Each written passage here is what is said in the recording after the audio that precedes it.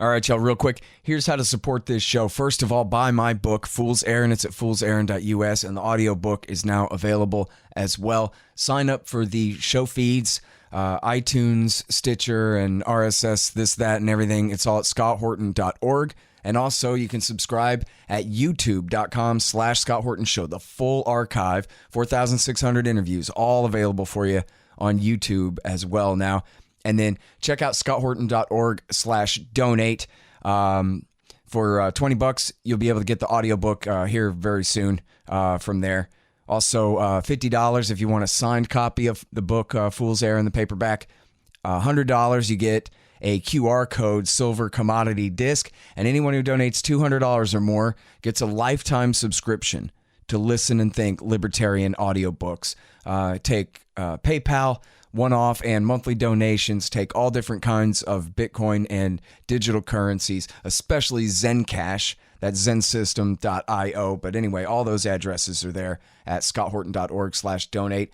And of course, there's patreon.com. There was a problem with it, but the problem's fixed now. Patreon.com/Scott Horton Show if you want to donate per interview. That's how to do that. And anybody who donates $1 or more on Patreon or signs up for $1 more per interview will get 2 free audiobooks from Listen and Think Audio. And that could include my book now, too. So there you go. Find out all about all that stuff at scotthorton.org/donate. Thanks, guys. Sorry I'm late.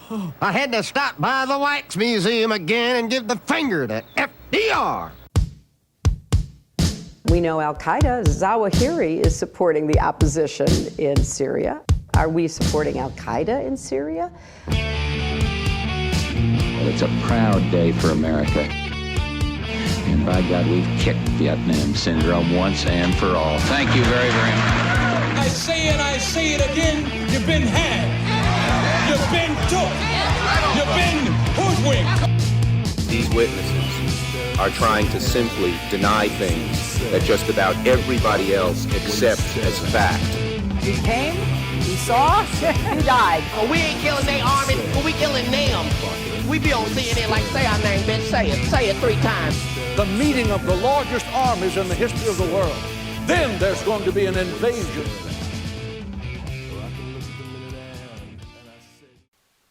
All right, you guys, introducing Andrew Coburn. He is the Washington editor of Harper's Magazine, and he's also the author of the great books Rumsfeld, His Rise, Fall, and Catastrophic Legacy, which you guys hear me bring up all the time because of all the important stuff in there. Boy, it's all coming flooding back to me now, too. The nuclear war exercises and everything. You got to read this book, Rumsfeld, guys. It's so good. And then Kill Chain, about the drone wars and the rest of it in the Obama years and all the secrecy and all the craziness there. Really great stuff. And yes, you're wondering if you don't know, then yes, he's the brother of the world's greatest war reporter, Patrick Coburn, also a regular guest on this show all the time. Welcome back, Andrew. How are you doing? Great to be with you. I'm fine. Good deal. Very happy to have you here, and very happy to see this great article in Harper's Magazine. It's called Mobbed Up, How America Boosts the Afghan Opium Trade. And as you may know, I wrote this book, Fool's Errand, Time to End the War in Afghanistan. I would have had you review it, but I already had Patrick review it. So can't have 2 Coburn blurbs. But anyway... people are asking me all the time, give me the lowdown on the heroin, and I do have a chapter in there about the drug war. But I admit that, I basically ran up against everything that Andrew McCoy knows, and that was the best I could do. But you've really developed this story a lot about the state of the opium trade and heroin trade in Afghanistan and the role that it plays in the war and all of this stuff. It's just a really great piece. I hope people go look at it. So, yeah, let's talk about that. And did I say welcome to the show? How are you? You did. I'm okay, fine. Good. Glad to be Great. with you. Good. Okay. I want to make sure I had a chance to just say hi because I know I was kind of going on and on about that. So, first of all, your article starts out importantly and correctly, I guess, with Trump's escalation.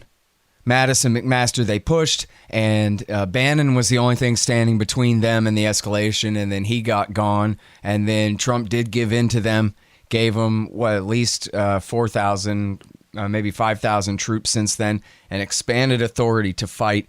And particularly, I guess we should mention Nangarhar against so-called ISIS there, but also in the Helmand province again. And mostly in the name of the war on drugs. Is that right? Yeah, well, one of the crucial things he did was to basically let the Air Force off the leash. That had been this, I don't know how much they paid attention to it, but there'd been this sort of rule of engagement that they could only use air power in support of U.S. or Afghan troops on the ground.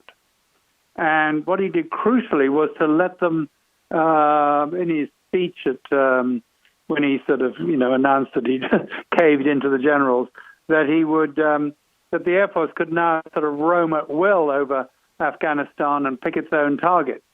He didn't put it in quite those words, but that's what it meant. And that was really important because the Air Force has been sort of wanting to do this. The Air Force always wants to do this. They have this sort of vision, this doctrine, their religious faith is that they can win wars on their own. And so now they're proposing to, they had the go-ahead to pacify Afghanistan from 20,000 feet, which is obviously a perfectly silly idea. But the specific target, it turned out, that they had in mind was Afghan, what they call it, counter-threat revenue. And translated into English, what that means is they were going to go after the Taliban's drug business. I mean, they operate under this, well, I could consider it certainly, and I lay out in the article, this illusion that the Taliban is entirely or largely sustained by its control of the narcotics trade in Afghanistan and exports from Afghanistan, which is not true, but the article of faith they cling to. And so they said about bombing the Afghan narcotics Taliban's narcotics infrastructure. Meaning just some drug labs in some huts in some backyards, right? Exactly. I mean, this is it's ridiculous.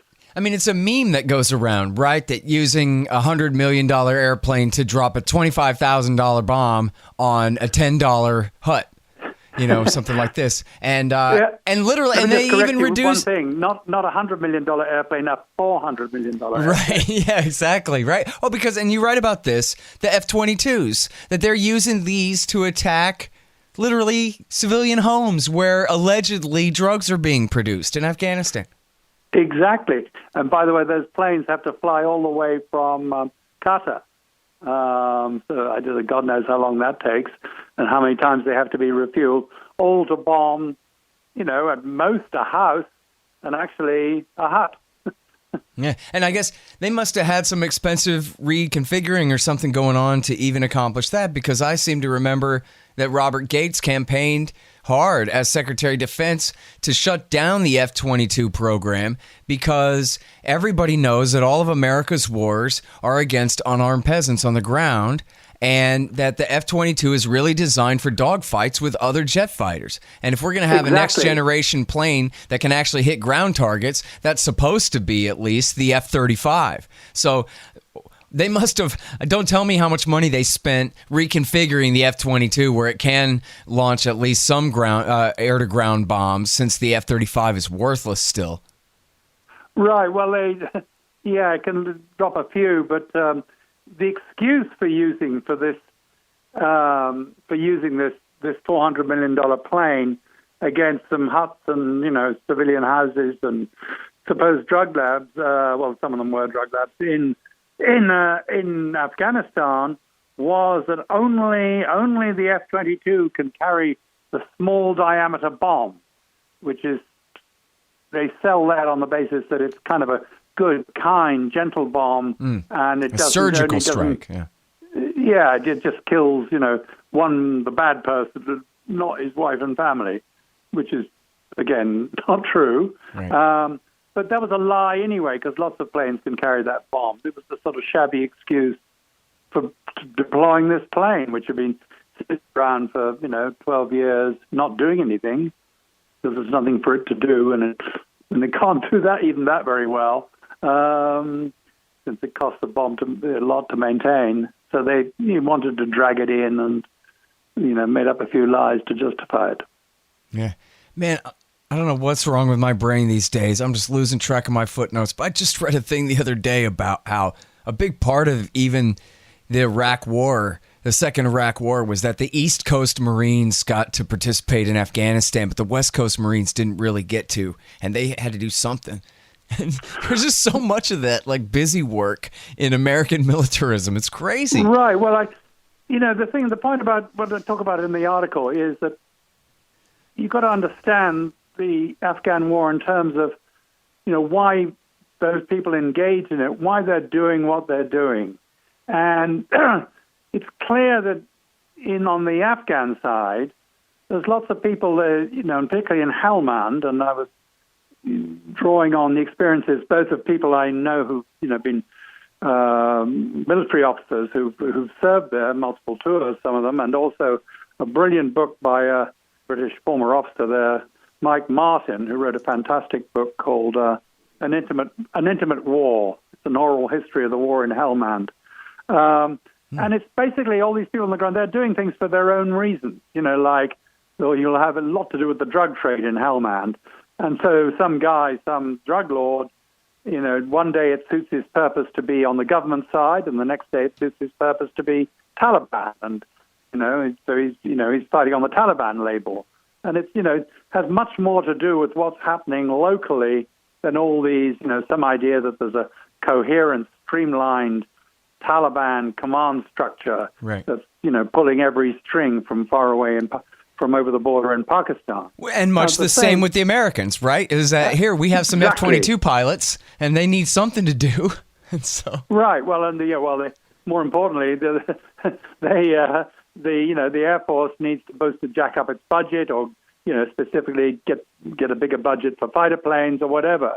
And where they do it, the ultimate supposed mission in Afghanistan to pacify it or defeat the Taliban or whatever is kind of just an excuse.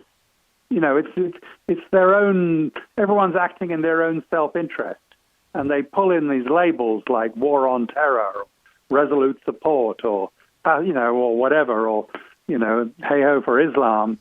That's just the cover. I find time and time again. So that's how I'm trying to explain what's going on. Well, it's interesting because in a way, I think the assumption many people have is just, especially looking at the historical record from Vietnam and from Central America in the 1980s, that, well, a big part of this is all this drug money. But in a way, you're saying, I guess, you're pointing at airplane sales and just, keeping the war going in general, bomb sales and this kind of thing. But what about all that drug money? Is the CIA running it all? It sounds like the bottom line of your argument is... involved. I mean, we know, for example, the best example of that is Karzai's brother, Ahmed Wali Karzai, who was the brother of the president of Afghanistan, was a major player in the narcotics business. At the same time, he was on the CIA payroll. The CIA was delivering him wads of cash at regular intervals, wrapped in tinfoil. So one observer put it. In the article, I talk about another guy called Sherzai, Golaga Sherzai, right, who was the absolute pinup for the American authorities because he was governor of Nangarhar from 2005 to, I think, 2011. I may have got the precise dates wrong. I think that's right. And he eliminated, allegedly, opium harvest in his province. So they gave him bonuses. They gave him an award called the Good Performer Award.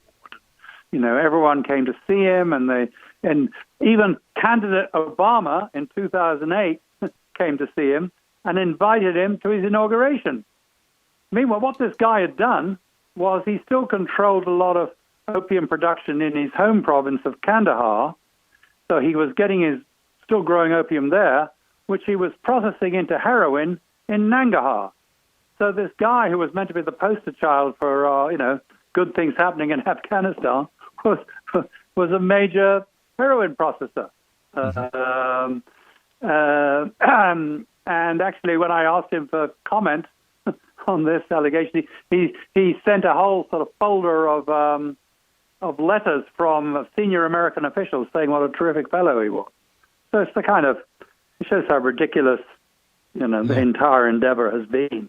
Well, and David Petraeus' favorite warlord in Kandahar, in southern Kandahar province, was this guy Razak, who there were quite a few different reports about him, and of course he was a heroin dealer. In fact, even the New York Times version of this, Andrew, is that the whole country really is awash in heroin money, and that it funds the Taliban and other insurgencies, but it's also virtually all the governors and all the politicians and anybody who has any real power. That's sort of where they derive it from at this point. There's not much other wealth to be had in the country. But at the same time, it sounds like your article is sort of saying that all that is overblown, and that the ability of the Taliban or anybody to... Go ahead. Well, what I say is overblown is this whole concept that the Taliban depends absolutely on opium profits. That it's a narco-insurgency, as they like to call it. I mean, in fact, the Taliban gets and has always gotten a huge chunk of its revenues from our good allies in the Persian Gulf, the Saudis and the other oil kingdoms there. And they also, what areas they control, they tax everything. They tax opium, they tax, tractor sales, they tax truck traffic, and so on. What I really go into in the piece is, how the different cost estimates. The Americans say, for example, the initial raids on the drug lab on the November 19th and 20th last year, that cost the Taliban $16 million in lost revenue, because that they destroyed umpty heroin and opium, on which the Taliban tax revenue would have been $16 million. But according to people who are actually on the ground, who've done a lot of research on this, people I trust, including a very brilliant British researcher called David Mansfield, actually it was way less than that. These cost estimates are way overblown. In other words, our entire strategy now in Afghanistan is based on completely erroneous estimates of how much money the Taliban are getting from opium, and also of to what degree they control the opium trade. They say, as an article of faith, the U.S. military, including this fellow who's still directing this new strategy, this Air Force General Lance Bunch, sounds like a made-up name, but it's not. He says that the Taliban tax opium at 20%. If you're a farmer growing opium, you have to hand over 20% of your revenue to the Taliban. Well, that doesn't seem to be the case. At most, it's 3%. According to people who spent years looking into this, their estimates for the price of a kilo of heroin at the market are wildly overblown. So that when we go and bomb a drug bazaar and kill a bunch of civilians, which we certainly did on the night of November 20th, 19th, sorry.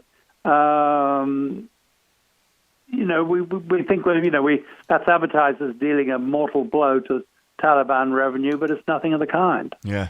Imagine them really believing that makes a difference with all the experience of all the drug wars around the world and all this time, where the basic economics of it say that if you destroy a bunch of it, then all you do is drive up the price of the rest of it and incentivize that much more production down the road. It's just, right. And every time that they really do crack down, all they do is they drive up the price of a bribe, which ends up discrediting the government more and driving more farmers into the arms of the insurgency anyway.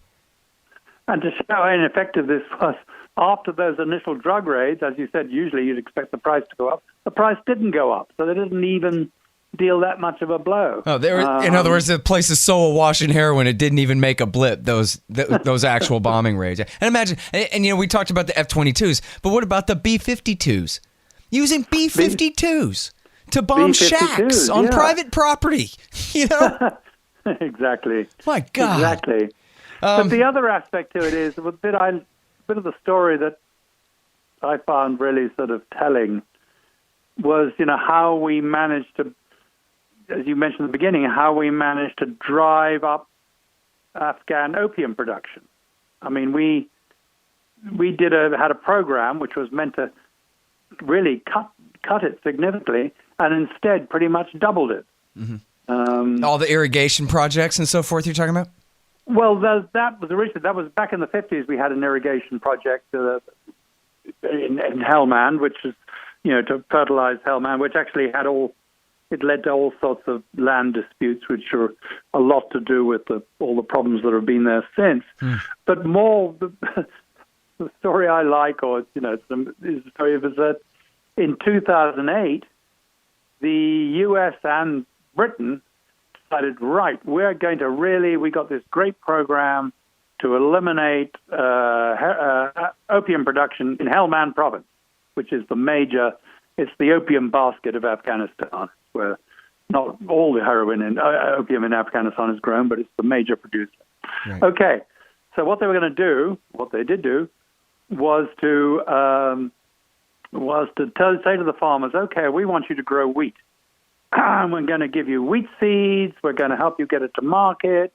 We're going to give you fertilizer, and you're going to, but you have to stop growing opium. And any opium we come across, the growing, we're going to immediately rip it up or plow it under, and it kind of worked in one sense, in that opium production in the area they targeted, which was, the fertile bit of Helmand, went down. It plummeted. It went down by 75% in 2 years. So big success, big claims of victory. But what they hadn't thought about was the fact that it's, whereas opium, to grow opium, you need a lot of people. You need people to weed the fields. You need people, the way you get the opium out of the poppy bulb is you have to sort of scar the poppy bulb, and then the actual opium sort of oozes out of the bulb, and you have to scrape that off and collect it. It's a very labor-intensive process. With wheat, you don't do that. You just plant the wheat, and then you need a tractor or a combine harvester rather to come along and collect it, and then so just the farmer and his family can do that. He doesn't need all the labor, the sharecroppers and day laborers that he needed to grow opium. So what happened to all those people? Well, they had to make a living, so they all left town, so to speak, and moved into the desert out of the previously irrigated area, and they drilled wells and started to, fertilize, irrigated the land, and started to grow, plant opium. And this was quite cheap for them to do because, one, the land was cheap out there, it was desert or semi-desert. No one had farmed there before.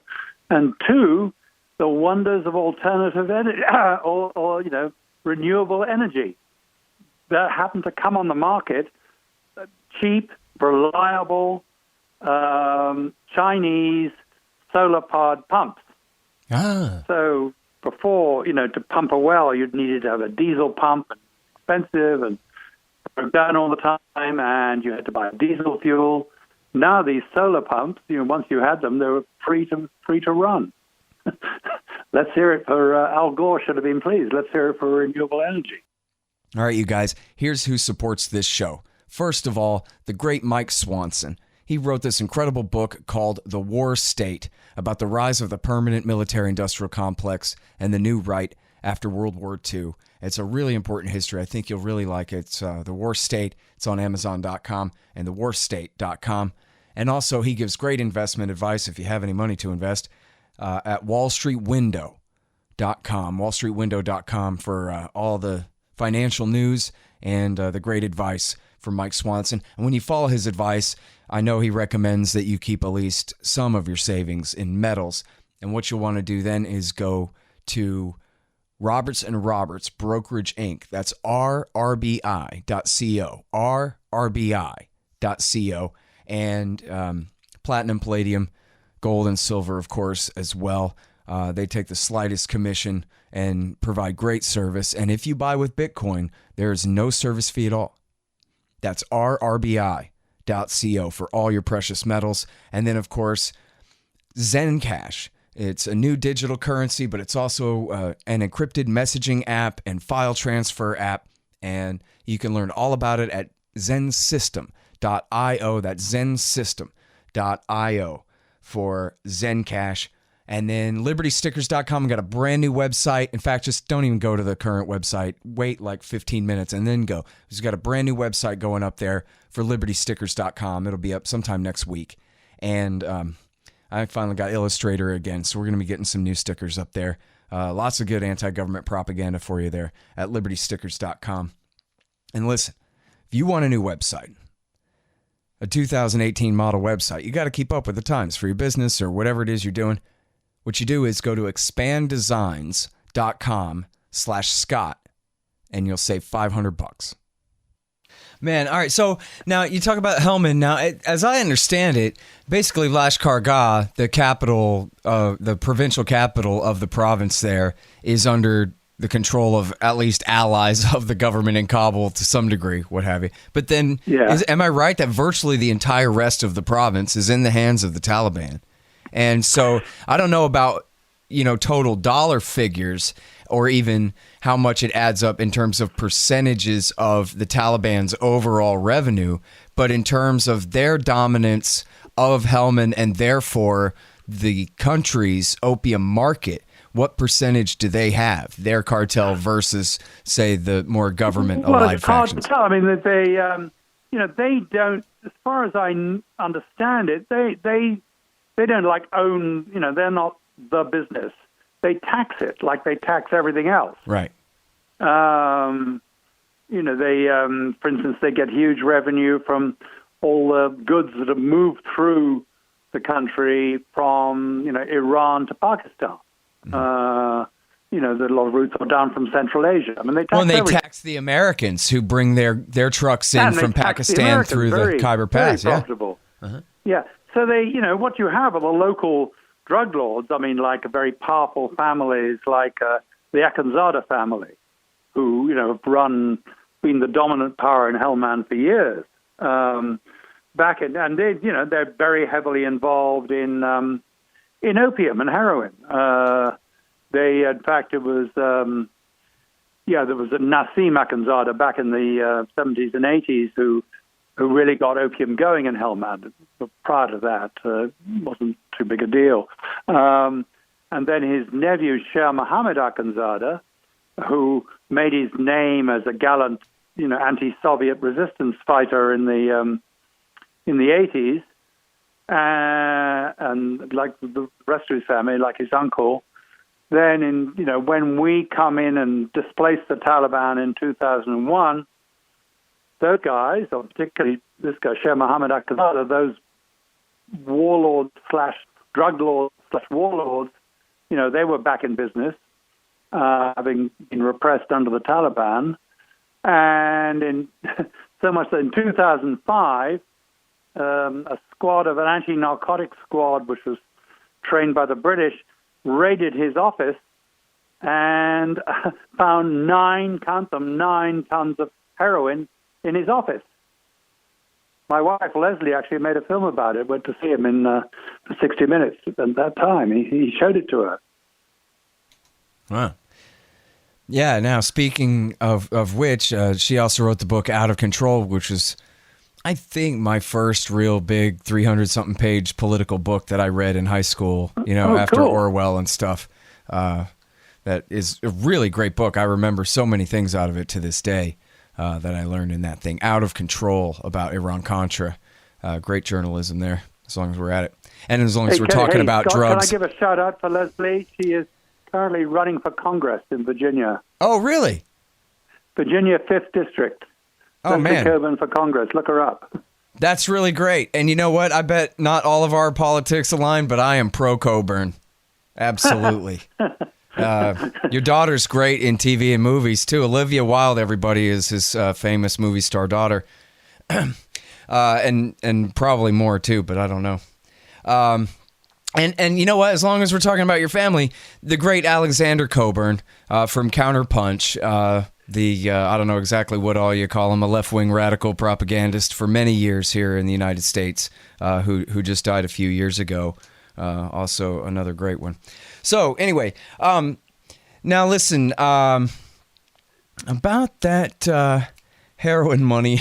Oh, no, I know what I wanted to ask you was about what you quote this guy, Mike Martin, talking about what General Mike Flynn calls anti-insurgency. That's him mocking the strategy of just going around trying to find bad guys and killing them, because under Michael Flynn's reasoning, along with McChrystal, is this insurgent math that when you kill people, and especially when you more or less blindly kill people and you don't know who you're killing, then you are only creating the resistance against you when you're trying to win these people over ultimately. Now, counterinsurgency, of course, the idea that we really can win these people over is completely stupid and bankrupt. And yet the pro-coin guys' criticism of this mere anti-insurgency as being absolutely stupid and wrong and counterproductive on its best day seems pretty apt. And so a lot of what we're talking about, we're focusing on the drugs here, but we're talking about killing people and what result that's going to have overall in the war, the consequences that it has had overall in the war. And I want to get back to these tribes in a minute, but yeah, I mean, we all have, General Flynn is now, probably going to go to jail, and he's, everyone hates him, and, and all the rest. But actually, I thought what he had to say about, what you just quoted was pretty smart. I mean, well, it should be obvious, but he did, he and I guess McChrystal did realize, and also, when McChrystal took over in Afghanistan, I have to say that he cut back sharply on the use of air power. It did occur to him, which again should be pretty obvious. This was a great way to make enemies. Now, with the current strategy in Afghanistan, as I said earlier, just a minute ago, is really sort of air power centered. I mean, for example, I hope I'm not digressing too much now. We're sending all these advisors. You hear we're sending most of these troops that are being sent off now under Trump's, re-escalation are going to be advising Afghan units down to the battalion level. Well, that all sounds very good, and you think of them, they're meant to be, they'll grow beards and, live like Afghans. I don't think so. I mean, that's what's sort of presented to us, and they'll be advising them on the right tactics. Actually, what it is these are mostly ordinary soldiers and Marines who have been told, hey, soldier, hey, Marine, you are now an advisor.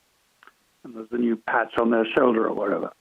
So these kids, or young men, are going to find themselves surrounded by a bunch of Afghan soldiers who of whom they'll have a strong suspicion that they might be shooting them in the back sooner or later, which I hope is unfounded, but is possible. And they're going to be scared, and they'll be engaged with the Taliban. What they will have, they'll have a weapon, which is basically U.S. air power and specifically drones, because we didn't mention this, and I didn't mention this as a piece, but this, we're really jacking up the number of drones deployed to Afghanistan. So this kid will have, he comes under attack, someone snipes at them, or any kind of situation, call in a drone. He'll have the ability to summon a drone strike. Well, imagine that's going to, what's going to happen next, which is, inevitably they're going to hit a lot of civilians. Inevitably, that'll, further inflame the population against them, and things can only get worse. Yeah. Well, and so many of the members of the Afghan National Army are from 1,000 miles away or whatever, a few hundred miles away anyway. It would be like me leading a brigade in to take over parts of, Virginia or something where, I don't know, I'm from Texas. Well, that's right. Or even if they aren't, they know that the Taliban know who where their families are. There's a lot of that goes on, that they, you better not come after us too strenuously or we'll get your family. We know where you live. Yeah, and you're saying if they are actually Pashtuns from the area, then they're blackmailed that way, and then if they're Tajiks from the north, then they're deafblind and stupid, as bad as the Americans. They don't know which way's up any more than the Americans do. That's right. And now you mentioned you mentioned the green on blue so-called attacks, as they call the insider attacks. They keep changing the name to figure out which one is least objectionable to people in the focus group. But this is when the Afghan National Army or the Afghan National Police guys that the Americans are training murder them, shoot them in the back, or open fire on a whole group of trainees and this kind of thing. And this is now some major proportion of the actual deployment. In Helmand province, I was reading, was they call them the guardian angels, where all day long American snipers have to watch the back live in real time of all of their comrades on the ground training up this army. That these are the guys that we're trying to train up. Again, these Tajiks from the north that we're trying to train up to conquer these Pashtuns of the south, which isn't going to work anyway. But then, they don't really know who they're dealing with. And so they have American snipers on full patrol all the time, watching and making sure, full alert, whatever, watching the back, preparing to shoot all these Afghan army guys if they make a wrong move. Think about how that affects them too. This whole thing is insane. It is kind of crazy, isn't it? It's I know. There's every angle you look at it from, it's not viable. Yeah, and I'm sorry because that's not much of an interview question. Isn't this insane? Yes, it is. It's the Afghan war. Yeah. Well, good question. It's a great question, and the answer is yes. Yeah. It's insane. Oh man! All right, so let's see. What else was I going to ask you here? Oh yes. So you mentioned this Akanzada tribe, and you write about it in the article, and you're just talking about the different guys in charge of the fight there, and importantly, you talk about how. Yeah, it's not so much the Taliban as maybe these people who used to be part of it, but it's sort of gone, and now it's basically these warring drug cartels make up most of what we call the Taliban insurgency at this point anyway, kind of thing. And yet, I had been reading about when Mullah Mansour was killed in the drone strike, that which was supposed to, weaken the Taliban. At least one good take that I read on it said that actually, if that's what you're trying to do, it really backfired, because waiting in the wings was Mullah Haibatullah Akhundzada, and he actually had a lot more street credibility than Mansour ever had, because Mansour served only his tribe, but Akhundzada had actually previously been a mentor to Mullah Omar. And so he had all this kind of OG credibility to reunite the Taliban. But then, so I wonder how you square that with what you're saying about how, not so much. It's not clear. I mean, to clear that, although that some of them, it's not clear that he's a relative. As far as I can see, he's not actually a relative of the drug lord Akhundzada. Oh, I see. Okay, this is a different branch of the tribe, huh? If I didn't, I've forgotten where his name came from. Yeah. But but you're right. I mean, you're talking about Mullah Mansour, how stupid this whole policy of assassination is, which, by the way, we've doubled down on recently. And now there's a great story in BuzzFeed, actually, by Aaron Roston about how the CIA has really gone big into the assassination business in Afghanistan. That when you get rid of the guy you think the critical guy, the enemy leader, and you go and kill him, and someone even more threatening, dangerous pops up. Inevitably, it always happens. Mm-hmm. And one of the reasons I only understood this recently, it happens in Afghanistan, is that usually if a sort of a Taliban leader or local leader is killed by us or killed by anyone, it's the duty of the next in line in his family to step up.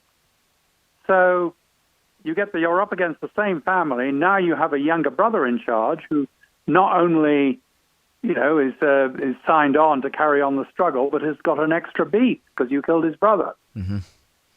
Well, and So, even it's a very stupid policy. I mean, even with the killing of bin Laden, which people might argue that, yeah, oh, well, you're going to have to do that if you have the chance to. But even with his killing, I mean, isn't it doubtful at least? Certainly it's questionable whether Baghdadi would ever have broken with Osama bin Laden the way he told Ayman al-Zawahiri to go to hell. I don't care what you say. Yeah, it's not clear. So, I mean, it's hard to do the counterfactual for sure, but it seems like a case where when, bin Laden and Zawahiri tried to sort of tamp down the worst impulses of the Al-Qaeda guys, particularly in the Syria war, telling them to, not be as wild as Zarqawi's men had been in Iraq War II. But then Baghdadi ended up doing things his own way, and that was much worse. Exactly. It's I don't know what the answer is, but it's, be careful what you wish for. You want to get rid of so-and-so and you get someone worse. So. And again, this is a whole chapter and a theme in your book, Kill Chain, too, about the decapitation strikes and how they inevitably backfire and all that. It's really good to read here. Exactly. Yeah. Makes you think what would happen if Trump gets impeached. Yeah, exactly. Things could be a lot worse. Imagine that. As crazy as it sounds, don't make me start imagining, because it could be worse than I can imagine. I can imagine quite a bit. Yeah. All right, so, what the hell is to be done here? The government in the Ghani government in Kabul is trying to negotiate with the Taliban. The Taliban are saying to the Americans, you might as well go. The Americans are saying we're escalating for at least another 4 years, and then we'll see what happens. And so, do you have a recommendation other than just cut and run, good old-fashioned forget about it, or what's the deal? I think if our presence there is making things worse, which seems to me it is, then I think they should leave. I think it's completely silly to, why are we still there? We're there because it's a money stream for the services. They don't want to admit they lost again. There's no real... it shows how bankrupt the whole policy is when the best they can come up with is sending $400 million planes to knock off a hut with a barrel and a gas stove inside. That's It shows we're really out of ideas. I don't know how well. The Afghan government have just made another peace proposal, or a ceasefire proposal, which is maybe sensible. Would we let that happen? I don't know. But it seems to me I can't see what good is being accomplished by our presence there. Yeah.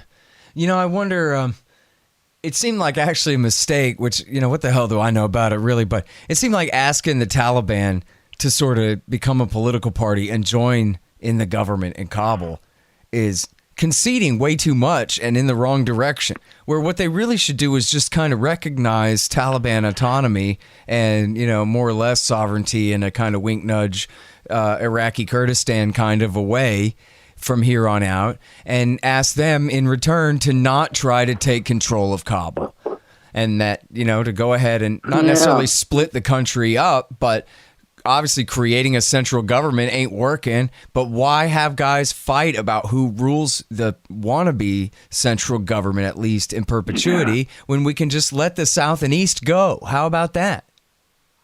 Yeah, I can't see any good outcome, whatever happens. Yeah. But, the fact is, I don't see us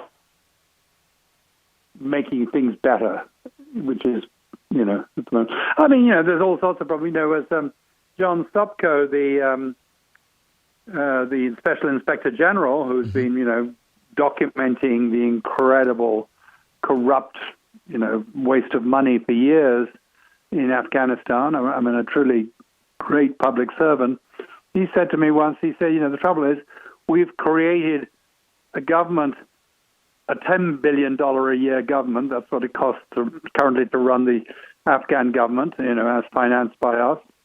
And with their own sources, their sources of revenue are only $2 billion. So we've created something that's, completely artificial. And I don't know how we get out of that. It's easy to get out, but not quite sure what the consequences are. I mean, this has been such a disaster from the beginning. And, and basically because of I quote an American officer who served multiple tours in Afghanistan. And he said, the basic problem is no one ever made an effort to understand it. And he said he would be there and he would get, understand after a bit what was going on and what the local politics were in the area where he was stationed. And then he would brief, he'd try and brief his replacements, but half the time they weren't interested. And when he came back, there was no briefing to him about, there was no effort, in other words, to build up any kind of institutional memory. So I quote, there's a thing people say about Afghanistan is America hasn't been in Afghanistan for 16 years. It's been in Afghanistan 1 year, 16 times. So we really still don't understand the place. Yeah. Well, and instead of trying understanding it, we just bomb it. Yeah.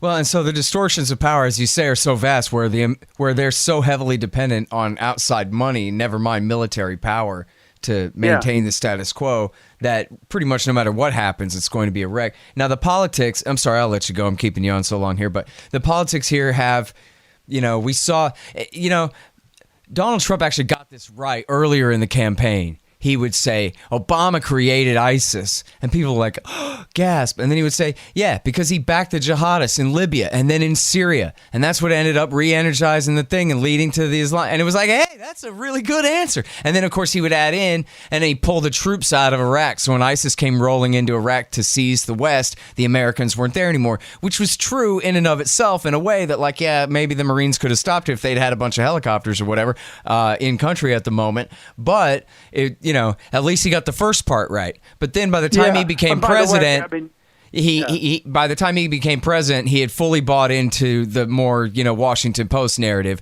which was just the part about leaving Iraq and never mind the part about re-energizing the insurgency. That's your brother's term, by the way. Re-energizing in real time, he said, from 2011 and 12 on, re-energizing the insurgency in Iraq by supporting the insurgency in Syria. Right. Exactly. Exactly. By the way, we should, as Patrick would be the first to tell you, they didn't have much option about leaving Iraq because the Iraqis told them to go. Yeah. But anyway, I'm sorry because I'm spacing out on the important part of the Iraq War III. But the thing I'm getting to is just the politics of saying that the problem is we ever left. Never mind what happened in Syria, we ever left. And then Trump invoked that exact thing in his Afghanistan escalation speech, that you saw what happened when we left Iraq, bad things. And so now that's it. Anything bad that happens in Afghanistan, if he leaves, will be all his fault for leaving. Never mind all the bad things that happened while we're there. That's despite our best efforts. So it's all forgivable. But also he's just at the very beginning of his presidency. So he's going to get out and, quite possibly do 8 years in there. But then sit there for 8 years with every catastrophe in Afghanistan being blamed on him for leaving by the warmonger guys. The politics of that are very difficult. And in the book Fire and Fury, his aide, Dina Powell, the deputy national security advisor, says, look, leaving Afghanistan means Trump loses a war. And Trump can't lose a war. And so we have to stay. That's it. But now, so I think that he's Trump. And he could just say, know what? This is all Bush and Obama and McMaster's fault, and I don't care, and I want to leave, and I don't give a damn, and I think the American people would support him on that, but I guess he doesn't have it in him to do that. No, this is a guy who cheats at golf in order to win the game, so... Yeah. Yeah, you could have finished that sentence a lot of ways, but that was one of them for sure. Yeah, no. All right, well, so on it goes. But listen, I really appreciate your time on the show and this great work. I hope everyone will read this article at Harper's Magazine. It's called Mobbed Up, the subtitle, How America Boosts the Afghan Opium Trade by the great Andrew Coburn. Appreciate it. Thank you. Great to be with you. All right, y'all. And again, check them out on Amazon, too. It's Rumsfeld, his Rise, Fall, and Catastrophic Legacy, and Kill Chain. And before that, he wrote one with Patrick about Iraq War 1.5 in the 90s and all kinds of stuff. So anyway, yeah, check him out, the great Andrew Coburn. And you guys know me. I'm at scotthorton.org and youtube.com. Oh, I got a brand new scotthorton.org. Check it out, man. It looks good. Thanks to expanddesigns.com. And then youtube.com/Scott Horton Show for all my shows there.